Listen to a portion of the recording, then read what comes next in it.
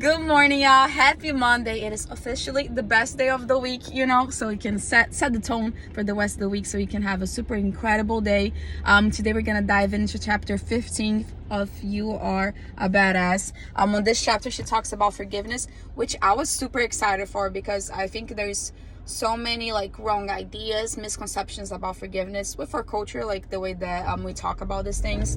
So I think we are all very used to the idea that forgiveness comes from when people make a mistake, they tell you that they're sorry and they feel so bad, and then you get to forgive them, when really forgiveness is about ourselves, right? In this book she gives us a lot of different concepts to have a different perspective when it comes to forgiving people, and even some exercises. I'll start with the practical because y'all know I like action. So as much as I can get on my personal development from things that I can put into action, I feel like those are the most valuable insights that we can. So she talks about forgiving somebody that you know. So when it's somebody that you know that actually hurt your feelings and you currently have a relationship with them, it is totally valid to have a conversation with them about what happened, how did they hurt your feelings, how that situation could have happened in a different way, or how they could have communicated in a different way that wouldn't be hurtful for you. And that conversation is really about opening your heart to improve your relationship. But the most important part about the conversation is that no matter what happens, no matter how they react, that you do forgive them. So that could be a way for them to say I'm sorry, to recognize their mistakes, and to improve their inner relationship so that situation doesn't repeat itself. But if they don't recognize their mistakes and you feel like that it's an unhealthy relationship for you, it's totally okay. It is not selfish to love people from afar. So depending on how the conversation goes, forgive them no matter what. But then you get to make the choice on whether you want to keep that kind of close relationship with them or not, okay?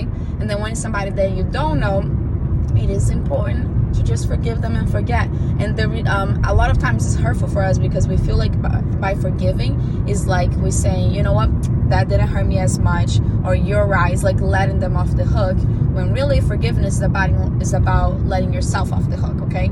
Forgiveness comes from us taking responsibility for our own happiness versus just leaving in somebody else's hands, waiting for them to say sorry, to then forgive, to then have peace of mind, to then feel happy and peaceful, So I thought this was super cool because she gives a couple different quotes that resonate with me when it comes to that forgiveness is about you being more important for you to be happy than for you to be right. It doesn't mean that the person didn't make that mistake. It doesn't mean that the way that they communicated or the actions didn't hurt your feelings.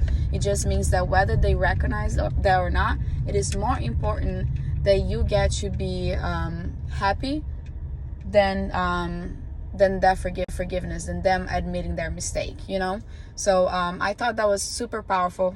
Sorry, somebody parked really weird over here. I thought that was super powerful, the way that she explained that, because it's completely true. And honestly, probably my favorite quote from this whole chapter, she said, holding on to resentment is like drinking poison and expecting your enemy to die. Because think about it, even more for somebody that you don't know, or even somebody that you do know, if they don't recognize their mistake, they're honestly just gonna follow through with their day. It's not gonna affect them at all, and you're sitting here thinking all these negative thoughts about how they did you wrong, and how can they not see their mistake, and so on, and you're just overly thinking about this, which takes us back from last chapter. You're getting stuck in this in this cycle of negative thoughts, of being grumpy and just bad feelings, and lowering your frequency.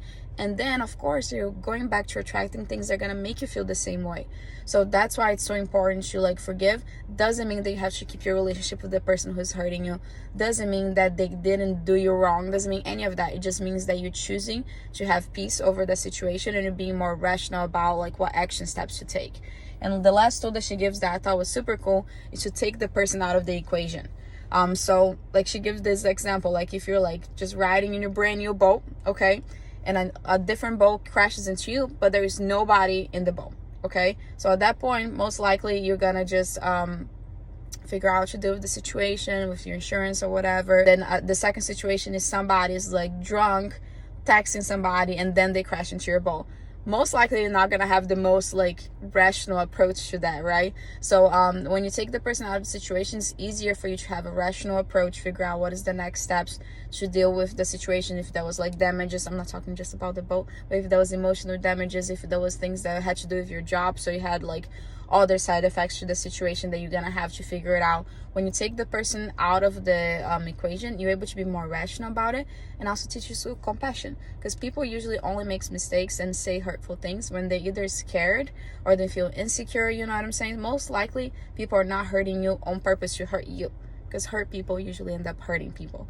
So I thought that was super useful, like the little tools that she gives us on how to react better, the different perspective that we can have on forgiveness. So that was chapter 15. I hope you guys have been enjoying this. I hope that's some like valuable things to put into practice today. Tomorrow we'll do chapter 16, but I'm super excited to be back doing this with you guys. And again, like I said, you can go on guides if you're watching this on Instagram or YouTube, and you are able to go to the previous chapters. Okay, I hope you guys have an incredible day. Get this week started in a positive note, and I hope you guys tune in for tomorrow, and I'll see y'all soon.